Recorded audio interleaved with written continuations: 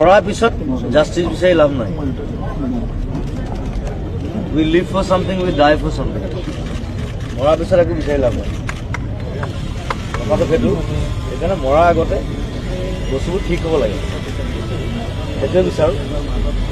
আৰু কোনো সাম্প্ৰদায়িক কোনো জনগোষ্ঠীয়ে আমাৰ কোনো কেছ নাই। আমি চব অসমীয়া, চব একেলগে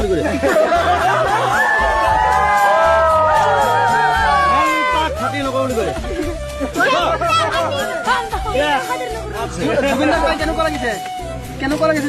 পৃথিৱীত কাকো খাতি নকৰিব। জুবিন গাৰ্গক যদি আপুনি 100 টকীয়া বান্দিল এটা দি পেলাই কয় যে দাদা টকা 1 লাখ ঘূৰাই দিলোঁ, তেওঁ জেপত ভৰাই থৈ দিয়ে। তেওঁ তেনেকুৱা ধৰণৰ মানুহ আছিলে। 100 টকীয়া বান্দিল এটাই যে 1 লাখ নহয়, তেওঁ কোনোদিন চিন্তাই কৰি নাছিলে। মই কৈছোঁ জীৱনত 25টা বছৰ গানক দিলোঁ, এতিয়া নেক্সট 25টা বছৰ মই চিনেমাক দিম। মই অকল ছিংগাৰ হৈ পেলাই মৰিবলৈ মন নাই। যে মই যেতিয়া মৰিম মানুহে যাতে কয় যে ই এইটোও কৰিছিলে, ই এইটোও কৰিছিলে, ই এইটোও কৰিছিলে। এটা বিশাল ল'ৰা এটা লৈ পেলাই মৰিবলৈ মন আছে। অকল এজন মানুহে মৰাতকৈ ৰাৱণ টাইপ মৰিব লাগে, 10টা মূৰ লৈ।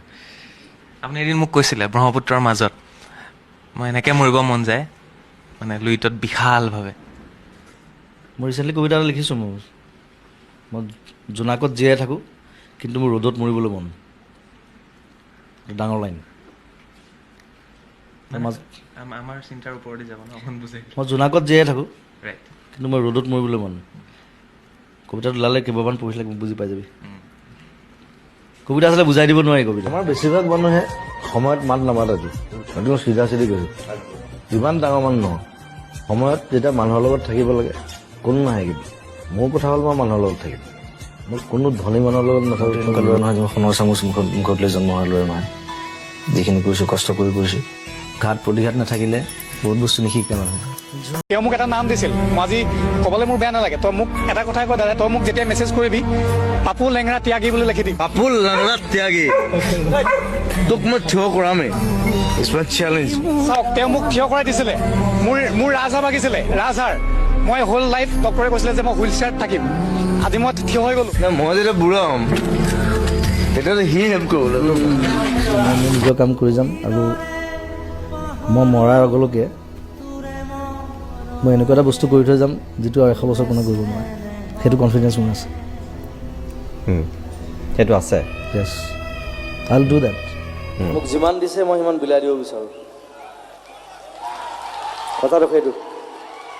পৃথিৱীত বহুত মানুহ থাকে, বহুত টকা থাকে, কিন্তু 1 টকা দিব নোৱাৰে কাকো, কাৰণ মনটো নাথাকে। মনটো থাকিব লাগিব। মই মোৰ ঘৰৰ বাচন বৰ্তন একো বাকী নাই বজাবলৈ গানত। ভাল ভাল গানত কিছুমান চাউণ্ড শুনিব যিবিলাক পিছত বাকী মিউজিচিয়ানে মানে সোধে, লগত যিবিলাক থাকে এইটো চাউণ্ড ক'ৰ পৰা ল'লি, এইটো আমি বিচাৰি পোৱা নাই। মই বোলো এইটো চচপেন হয়, এইটো বাতি হয়। ত' আমি বিচাৰি ফুৰিলে ক'ত পাম কম্পিউটাৰত সেইটো। গতিকে মই একো বাকী নাই, যি পাওঁ চব বজাওঁ। নতুন চাউণ্ড বিচাৰি ফুৰোঁ। কেতিয়াবা বহুত দেৰি লাগি যায়। মই কম্পিউটাৰত চাওঁ, পচন্দ নহয়। লাষ্ট মানে হেৰিটো হৈছে পাকঘৰ। গৈ বিচাৰি দিওঁ, সঁচাকৈ পাই যাওঁ। এবাৰতো ৰাতি এটা ঘৰত গৈ গেলামালৰ টিং থাকে যে, গেলামাল দোকানবোৰত খুব দেখা যায় সেইটো। এতিয়া ৰাতি মোক সেইটো দৰকাৰ হ'ল। মোৰ হঠাৎ মূৰত আইডিয়া হ'ল যে ইয়াৰ চাউণ্ডটোহে ভাল লাগিব। এতিয়া ক'ৰ পৰা আনো ৰাতি 2টা বজাত গেলামালৰ দোকান।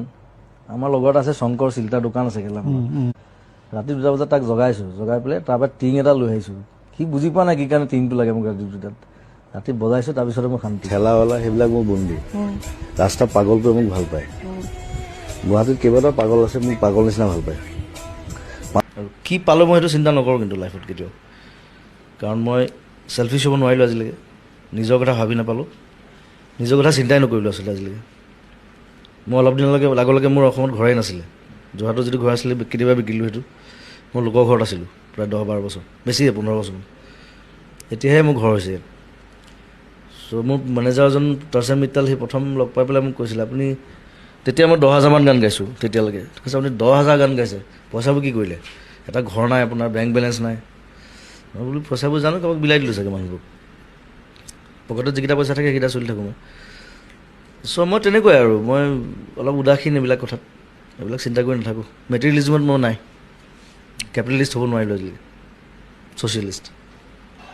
জুবিন গাৰ্গৰ এখন আনন্দ আশ্ৰম খুলিম। আনন্দ, তাত অকল আনন্দ। তাত মই থাকিম মেইন বাবা, জুবিন গাৰ্গ বাবা, আৰু जुबली থাকিব আনন্দময়ী जुबली। मेरे पास इतना पैसा है कि मैं अच्छी तरह से खा सकूं, 50 लोगों को खिला सकूं. You come to my home. मेरे घर पे हर दिन 20 लोगों का खाना बनता है. मैं नहीं खाता हूं, मैं खिलाता हूं. सबको मालूम है इधर. So this is খুনেৰে সজোৱা পজা জহি খহি যায়, কোনে আহি সাজিবহি পাৰিব দুনাই, এধানি এধানিকৈ মেদিনী হেৰাই, সাতুৰঙি ৰামধেনু ডাৱৰত লুকাই, কোনেও নুবুজে কাকো নিজকে ধিয়াই, খুনেৰে সজোৱা পজা জহি খহি যায়, কোনে আহি সাজিবহি পাৰিব দুনাই.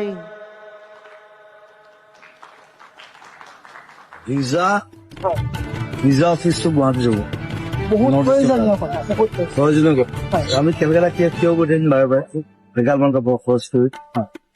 Assam Chief Minister Himanta Biswa আজি এই খালি বৰ লেট বহুদিনীয়া এটা সপোন আজি মোৰ 8টা পূৰ বজাত হ'ল। ধন্যবাদ। Thank you. 7:30 শেষ দিছে.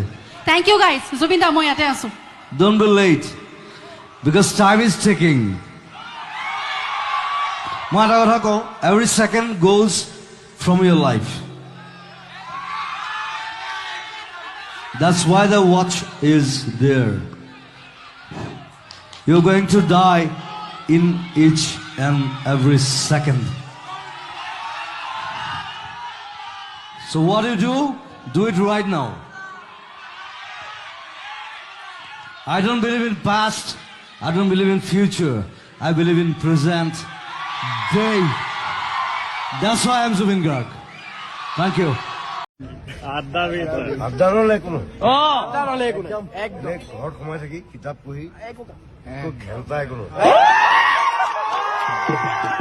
কেতিয়াবা জুবিন গাৰ্গৰ শংকা হয় নেকি? নাই নাই, মোৰ একো শংকা নাই. এনেও মোৰ যিমান বস্তু আছে, মোৰ যিখন পৃথিৱী আছে, মই যেনেকৈ আৰ্জন কৰিছোঁ, মই যেনেকৈ লৈছোঁ, মানুহে মোক দিছে, মই আকৌ মানুহক ঘূৰাই দি থৈ যাম. মোৰ ঘৰ বাৰী চব মানুহক দি থৈ যাম. মই নিজৰ কাৰণে একো নাৰাখোঁ. ৰাইজৰ বাবে, ৰাইজৰ শিল্পী অকল আচলতে। চিতাখনৰ বাহিৰে. চিতাখন কালি মানুহে জ্বলাব লাগিব. আমি আচলতে এনেকুৱা ধৰণৰ কথা পাতিব বিচৰা নাই জুবিন। আমি এনেকুৱা নিশ্চয় কিছু কিছু কথা জুবিনৰ মুখৰ পৰা ওলাইছে, কিন্তু এনেকুৱা ধৰণৰ পৰিৱেশ পৰিস্থিতি আমিও নিবিচাৰোঁ যে জুবিন সদায় আমাৰ মাজত থাকক। জুবিনে সদায় আমাক নতুন নতুন গীত দি মই আৰু বহুত জ্বলাম, আমাক সহায় কৰি যাওক অসমীয়া আৰু জাতিক। বহুত জ্বলাম, বহুত জ্বলাবলৈ বাকী আছে.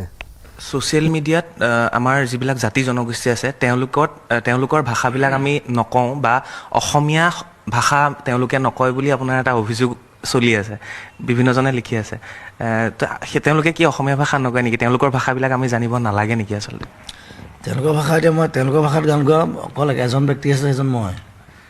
যিমান জাতি জনগোষ্ঠী আছে অসমত, যিমান কিছুমান জনজাতিৰ প্ৰথম গান গোৱা মানুহ মই, আৰু প্ৰথম কেছেট উলিওৱা মানুহো মই. এতিয়া তিৱা ভাষাৰ প্ৰথম কেছেট মই কৰিছোঁ, আগতে কেছেটেই ওলোৱা নাছিলে, মই প্ৰথম গাইছোঁ. খুমজিল কৰি উলিয়াই আমি কেছেট কৰিছোঁ. চ' তেওঁলোকৰ ভাষাকো আমি শ্ৰদ্ধা কৰোঁ, সেইটো বেলেগ কথা. কিন্তু তেওঁলোকে অসমীয়াটো কোৱাটো উচিত, কাৰণ কিছুমানে নকয়। আজিকালি কোৱা বাদ দি দিছে, হিন্দী কয়, ভঙা হিন্দী কয়, ভঙা ইংলিছ কয়, সেইটো বেয়া কথা. কাৰণ অসমীয়াটো গোটেই নৰ্থ ইষ্ট হৈছে আমাৰ গুৱাহাটীখন দুৱাৰ দলিটো। গুৱাহাটী পাৰ নহ'লে কিন্তু কোনো সোমাব নোৱাৰে ক'তো, আৰু গুৱাহাটী পাৰ হৈ ক'তো যাবও নোৱাৰে. এক বস্তা চাউলো কিন্তু আমাৰ গুৱাহাটীৰ পৰাহে যায়। গতিকে অসমীয়া ক'বই লাগিব, কথাটো সেইটো। অসমীয়া জানিব লাগিব। আৰু ব্ৰিটিছে অসমীয়াটো কিয় জন্ম দিলে? ব্ৰিটিছটো পাগল নাছিলে নহয়। ব্ৰিটিছ আটাইতকৈ টেঙৰ জাতি ব্ৰিটিছ। গোটেই পৃথিৱী য'ত সূৰ্যাস্ত নহৈছিলে, এইফালে সূৰ্যাস্ত হ'লে এইফালে সূৰ্যোদয় হৈ যায়। ব্ৰিটিছ সাম্ৰাজ্যত কেতিয়া সূৰ্যাস্ত নহয়, no' sunset in British empire. So' they were the cleverest, আটাইতকৈ টেঙৰ আছিলে। সেইকাৰণে গোটেই নৰ্থ ইষ্টত তেওঁলোকে এই ভাষাটো জন্ম দিছিলে, লাগি যে অসমীয়া ভাষা ইটছ লিংগুৱা ফ্ৰাংকা, যদি চবেই বুজি পায়, চবেই ক'ব পাৰে। এজন বড়োৱে বুজি পায়, এজন কাৰ্বিয়ে বুজি পায়, এজন তিৱাই বুজি পায়, চবেই বুজি পায়। কিন্তু আজিকালি এটা টেণ্ডেঞ্চি আহিছে, ক'ব নিবিচাৰে। That is communal. মই নিজে ছ'চিয়েলিষ্ট মানুহ, আমি বিট লেফটিষ্ট, কিন্তু এই কমিউনেলিজমটো মই বেয়া পাওঁ। সেইকাৰণে কওঁ অসমীয়া কওক। অসমীয়া এটা সমৃদ্ধ ভাষা, আটাইতকৈ সমৃদ্ধ, কাৰণ জনজাতীয় ভাষাবিলাক এতিয়াও ইমান সমৃদ্ধ হোৱা নাই, কিছুমান এক্সপ্ৰেশ্যন তাত নাই। যিহেতু মই তেওঁলোকৰ গান গাইছোঁ, মই বুজি পাওঁ এই কথাটো, যে কিছুমান এক্সপ্ৰেশ্যন, কিছুমান বস্তু এতিয়াও অহা নাই তাত। অসমীয়াত যিটো আছে, বেংগলী যিটো আছে, হিন্দীত যিটো আছে, হিন্দীটো আছেই বাৰু, বিকজ এই ভাষাবিলাক চব সংস্কৃতৰ পৰা অহা। অসমীয়া হওক, বেংগলী হওক, আমাৰ আনুষংগিক যিখিনি ভাষা আছে, কিন্তু এইবিলাক চব দোৱান আছিলে। দোৱানৰ পৰা আহি আহি এতিয়া ভাষালৈ ৰূপান্তৰিত হৈছে প্ৰপাৰলি। সেইকাৰণে এতিয়াও টাইম আছে কমপ্লিট হ'বৰ কাৰণে, কমপ্লিটনেছটো এতিয়াও অহা নাই। সেইকাৰণে অসমীয়াটো ভালকৈ কৈ থাকিলে সেই অসমীয়া ভাষাটোৱে তেওঁলোকক হেল্প কৰিব, কিন্তু সেই ভাষাটো আৰু উত্তৰণত ডাঙৰ কথা কৈ দিলোঁ, but they should think about it. Assamese ক'ব লাগিব। আজি 3 বছৰ হ'ল ভাবি আছো ঘৰটো বনাম, আজিলৈকে বনাব নোৱাৰিলো, পইচা পোৱা নাই। এতিয়া আপোনালোকে পইচা দিলে মই ঘৰ বনাম আৰু। ষ্টুডিঅ' আছিলে বাৰু, এতিয়া আৰু এটা ষ্টুডিঅ' বনালো জোনালীত, ধুনীয়া এটা ষ্টুডিঅ' কৰিছো। ইয়াত ঘৰ বনাম, ইয়াত থাকিম, আৰু নমৰালৈকে ইয়াতে থাকিম আপোনালোকৰ লগত। মোৰ ইমান পইচা নাই বাবা, মই মানুহৰ বেমাৰত পইচা দিওঁতে মোৰ আধা পইচা গুচি যায়। কৰি দিব পাৰে, একো নাই, মোক যদি মাতি দিয়ে মই কৰি দিম, একো নাই।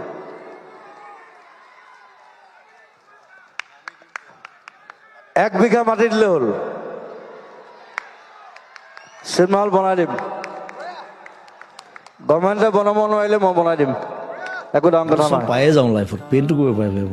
মই এতিয়া দুখৰ গানটা লিখিব নোৱাৰোঁ যদি চবেই পাই যাওঁ। মই সেইটোৱে কথা আৰু।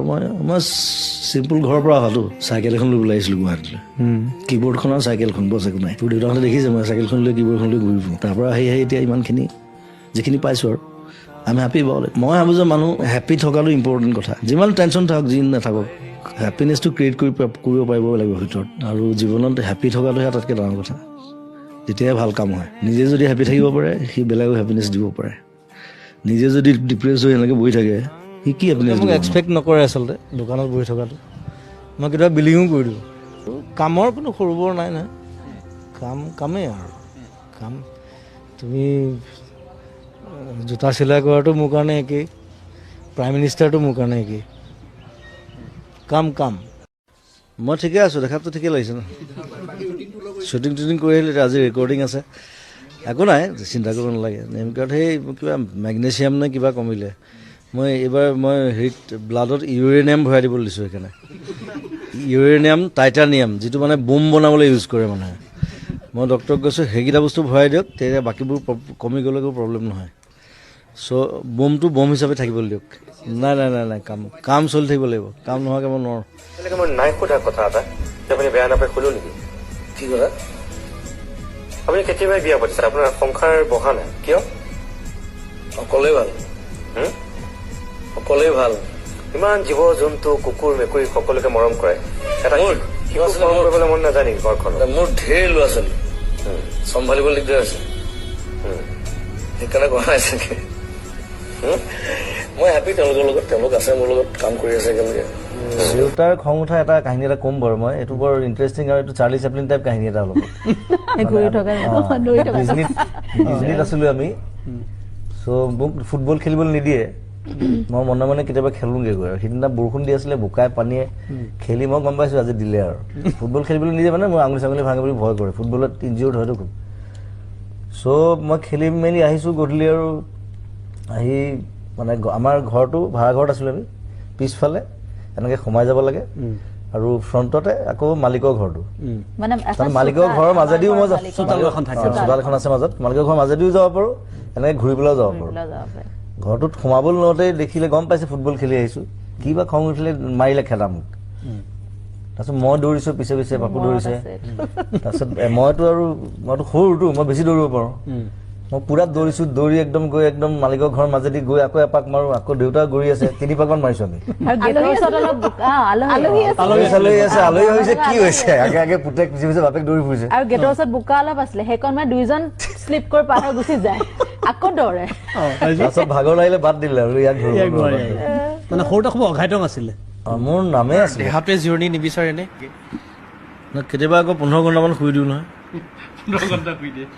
মোৰ ৰেকৰ্ড আছে মই 21 ঘণ্টালৈকে শুইছোঁ আৰু মই শুলে কোনেও নজগায় মোক সেইটো এটা ভাল মই সেইটো কথা সুধিম দেই আপুনি শুলে যেতিয়া শুই থাকে তেতিয়া আপোনাৰ লগত থকা যোনেই নহওক আপোনাৰ মানে জগাবলৈ অলপ ভয় কৰে কিয় মানে গালি পাৰে নে কি খং উঠে নজগায় মই মানে গৰু চৰ মাৰি দিওঁ বৰ দিগদাৰ সেইকাৰণে যেতিয়া শুৱে শুবলৈ দিয়ে আৰু জানে উঠিব খাম মই কিবা এটা দৰৱ আছে দৰৱ খাম কিবা কৰিম বহুত দুখত এটা গান লিখিছিলো সোণাৰে সজোৱা পূজা জহি হৈ যায়